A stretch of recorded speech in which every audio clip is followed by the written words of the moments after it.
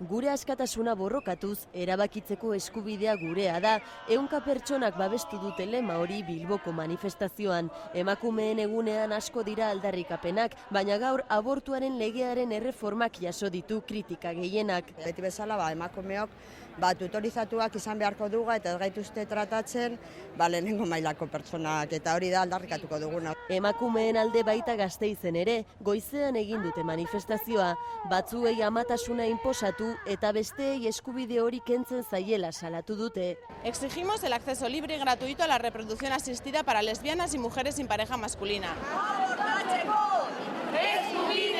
Iruñean ere argi utzi dute ez direla isilik geldituko. Eta argi eta ozen esan nahi dugu, ez garela inoiz izango, beraiek nahi duten emakume sumiso eta zintzo hori. Musika eta dantzarekin, flashmob honekin borrokan jarraituko dutela adierazi dute eskubide gehiago ez urratzeko.